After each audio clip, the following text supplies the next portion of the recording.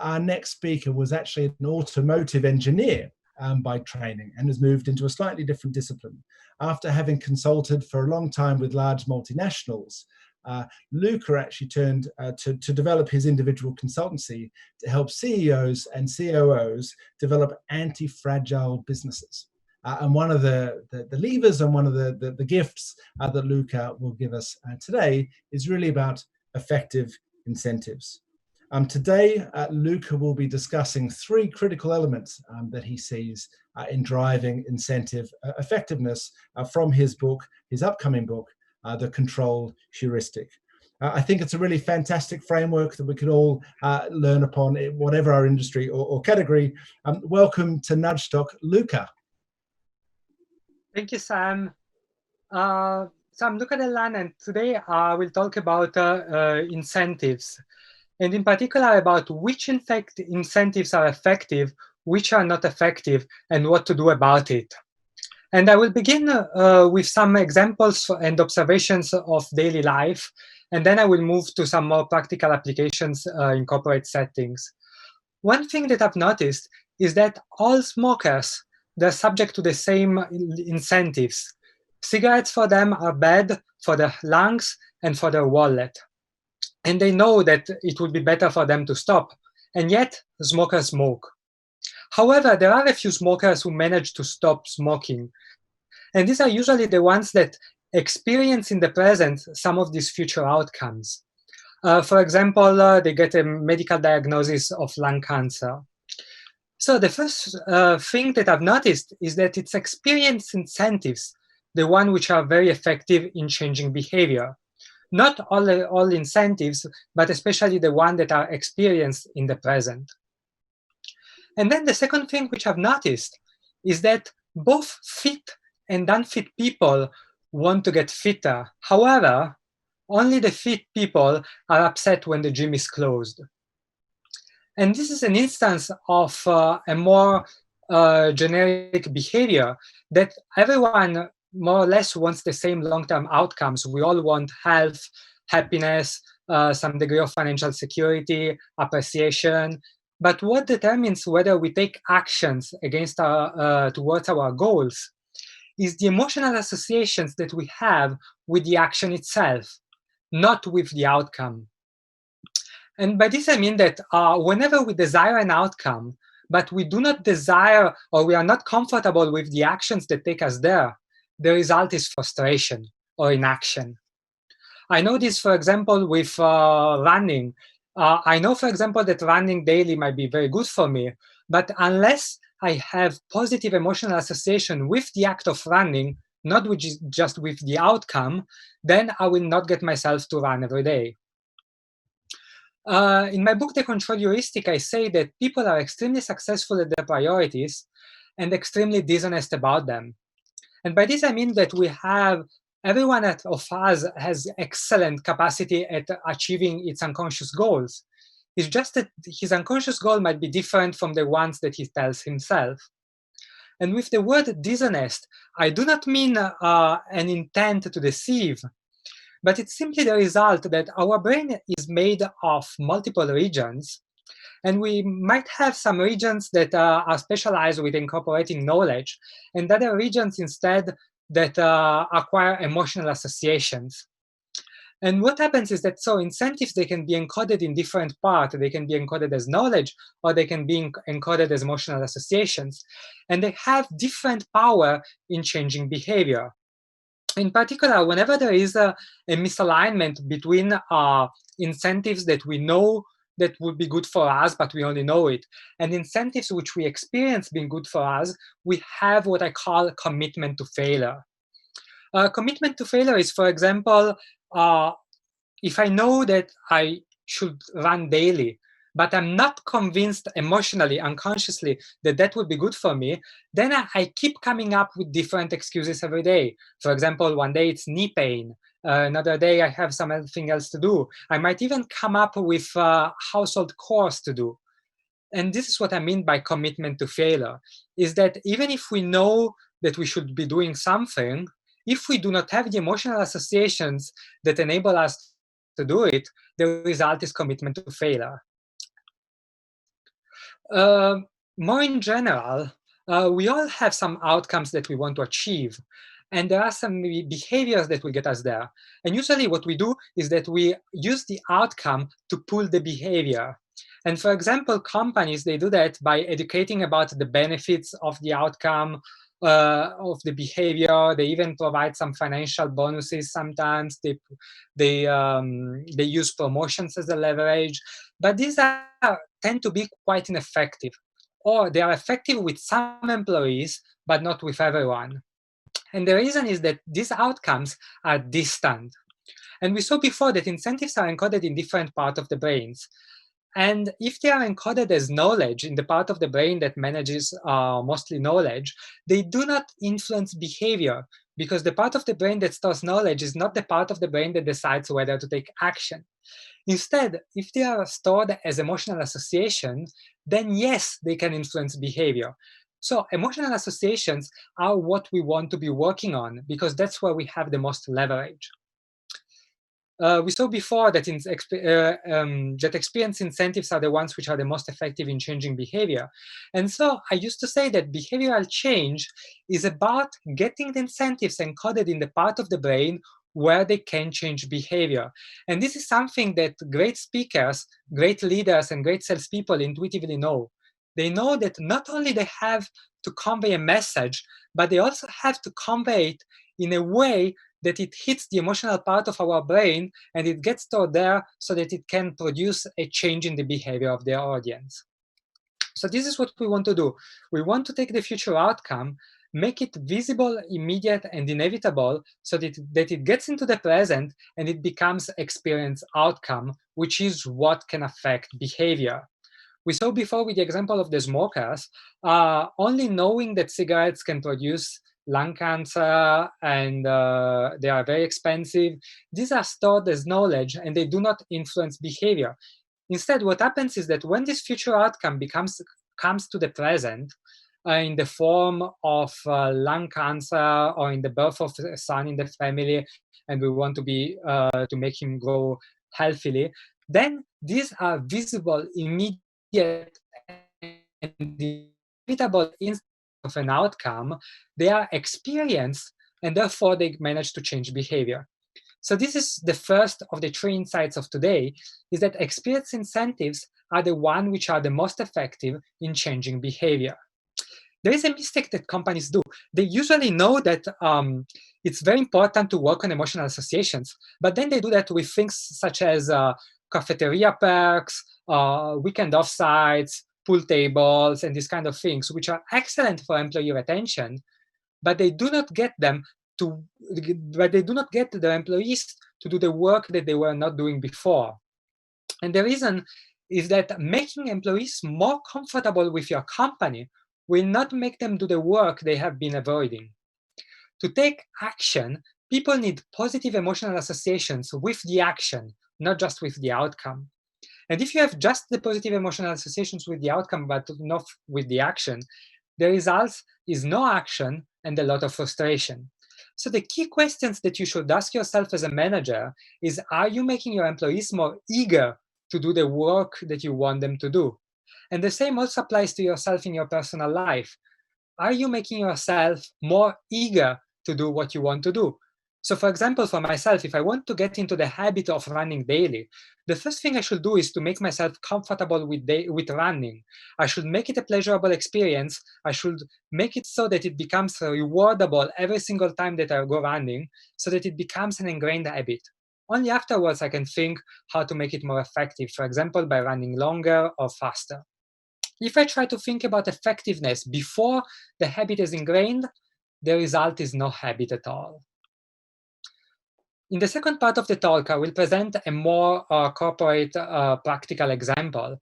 Right now, the lockdowns are easing, and many of us are going back to their offices, and we want to do it safely. And this includes wearing face masks and washing hands thoroughly and regularly.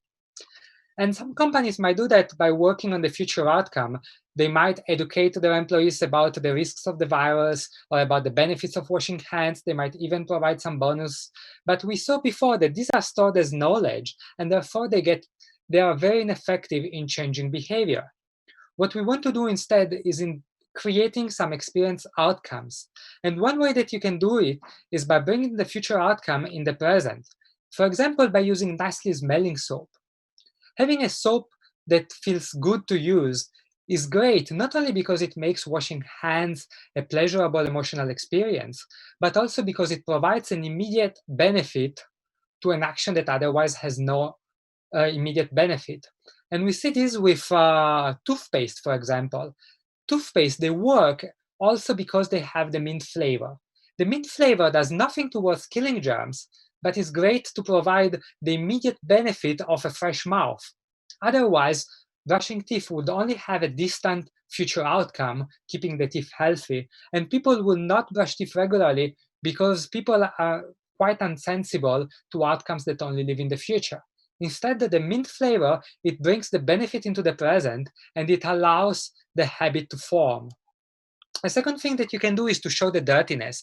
And by this I mean you can get your employees to put their hands into some acrylic paint, or you can get them to rub a freshly cut onion, and then they wash their hands for 2-3 seconds like most people do after the toilets. And then they smell their hands, they still can smell the onion, and they realize on their own skin that washing hands for 2-3 seconds is not enough, and they need to do it consistently and thoroughly for 10 to 15 seconds. So this is how you do it. You take the future outcome, you make it visible to bring it in the present, and that's one of the ways that you can change behavior. So this is the second of the 3 insights for today. Make the outcome immediately visible. The first insight was experience outcomes are the ones which are effective in changing behavior. There are many ways to get the future outcomes into the present. We saw one is to make it visible. Other ways are to make it immediate or inevitable. And one way that you can do this is by catching your employees right. And by this, I mean, every time that you see them washing their hands, you tell them, good job, thank you. Thank you for caring about your safety, my safety, our safety. The idea is that with this, you create for them more benefits of washing hands. They realize that it's a good action.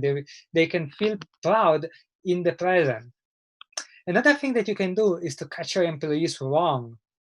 And by this, I mean, if, for example, you see someone during a meeting that is sneezing in his hand and then does not go immediately to wash his hands, you should tell him immediately that he should go wash his hands.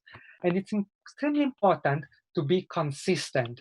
And the reason is because people remember the one time that you let it pass. So you can have, for example, everyone in your company washing hands regularly, and then one time someone sneezes in his hands, does not go to wash his hands immediately, and you do not address the issue immediately. And what people will see is maybe it's not important to wash hands anymore. Maybe it was yesterday's priority, but not today's anymore. Or maybe it's okay to wash hands only when we are not in meetings, and so on. And you will ruin the weeks of work that you put into it. So this is the third insight for today. It's be obsessively consistent. And obsessively is the level at which you need to be consistent. So we saw the 3 insights. The first one was experience outcomes are the one which change behavior. The second is to make the outcome immediately visible. And the third one is to be obsessively consistent. And if you manage to do this very well in the present, you will get them to do the behavior. And because they did the behavior, they get to experience the benefit.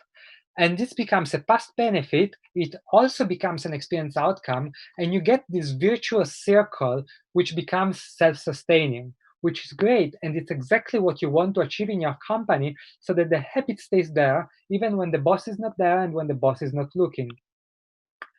And what determines whether these self-sustaining virtuous circles gets created is the emotional experience that the employees are having with the action. Because we know that all the actions that have to do with safety, with core values, they tend to have a distant benefit and a short-term cost. And because we are most sensible to the short-term ones, we need to also create a short-term benefit. Otherwise, what will weigh on the balance is only the short-term cost, and the habit will not stick. So these were the 3 key insights for today. Experience incentives are the ones which are the most effective in changing behavior. make the outcome immediately visible, and be obsessively consistent. I provide more practical tips for how to achieve behavioral change in a corporate setting in my book, Best Practices for Operational Excellence, best practices that work. And I talk more about behavioral change and irrational behaviors from a neuropsychological point of view in my book, The Control Heuristic, The Nature of Human Behavior. Thank you very much. Luca Dellanna, thank you so much for joining us, and what a lovely sort of empowering way of thinking in quite a simple way about effective solutions for incentives. A quick question from me, and then we'll dip into Slido, and we'll talk a little bit about Slido in a moment. But just keen to know if, from your experience, if there are any categories or industries that this style of thinking is most effective for. Well, I find it extremely useful for everything, all the industries that have to do with either safety or core values. Because the problem is that whenever there is a business objective, a short-term business objective, which can be like immediate revenue, selling a contract, and these things, then the outcomes that the incentives that are usually used, they coincide in the short term and in the long term. People can understand very well. They have a short term, maybe monthly or quarterly sales target and so on. The problem instead comes with core values, because they tend to be long-term benefits and short-term cost. And employees are effective. Like one of the big limitations in core values is that if, for example, I have to wear my PPEs before I go to I go on the shop floor, and my manager comes and he wants the production to accelerate, there is a very important order for the end of the day, then I am scared that if I take the time to wear the PPEs, I might get criticized for it in the time interval in which the short-term costs have already materialized, but the long-term benefits did not materialize yet. And that's why it's extremely important that the manager shows the short-term benefits of doing that. Or if there are the costs of non-compliance, it brings them in the short term. And for this, one of the best practices that, for example, it's a hill that I would die for, is management walks. For me, all the managers, they need to spend time on the work floor together with their employees in order to catch them right and catch them wrong, to show them how things should be done. Because if you only have a year-end or a quarterly review, that's not enough, because that's not enough to create a habit. And so, for example, one of the things that I feel very strongly about is a CEO of a company. He's supposed to spend at least once per month, half an hour on the work floor, going see what his employees are doing and catching them right and catching them wrong. And this is important. And usually CEO, they tell me like, but I do not have the time. And I am like, that's exactly the point. Time is the most costly signal that you have, and therefore it's also the most effective. There are a lot of marketers in the audience. We know the importance of costly signaling. And this is how, like, signaling with time is one of the ways that managers can do this. By spending some of their precious time getting their employees to follow the core values, that's what's the most effective.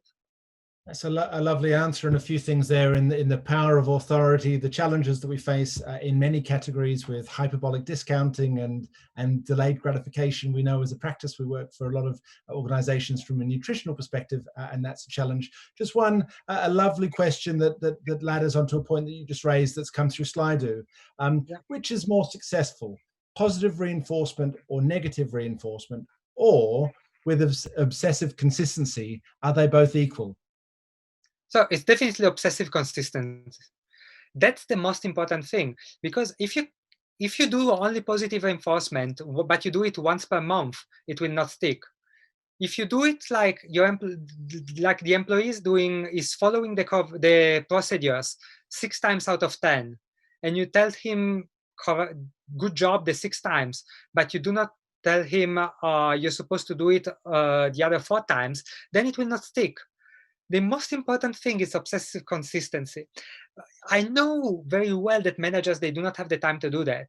And the solution is to restrict the scope of change. So for example, this week, you decide that you will focus on one single procedure or one single topic, but on that single topic, that's the first thing that you think during every interaction that you have with your workers. And if you are obsessively consistent for 1 or 2 weeks, I can guarantee that it will stick. And it will stick for a lifetime. Therefore, then you don't have to do it for the rest of your life yourself. 1 week, 2 weeks, but you are obsessively consistent. And obsessively consistent means even if you're during a meeting with someone, with an important client, and you spot someone that is doing something wrong in the same room as you, you say to the client, stop 1 second, and you have a very short conversation with your employee. That's the level of obsessive consistency you want to have, but that's extremely, extremely effective. Yes. Well, great answer. I suppose if it's positive reinforcement or negative reinforcement, the consistency trumps. Some commentary coming through Slido just before around consistency of messaging for the COVID pandemic. So that might be a good indicator for the importance there as well. Luca Dellanna, thank you so much for joining us on the stage for Nudgestock Global in 2020. It's been a real joy, and we look forward to the control heuristic coming out shortly. Thanks so much, Luca. Thank you, Sam, and thank you all for inviting me.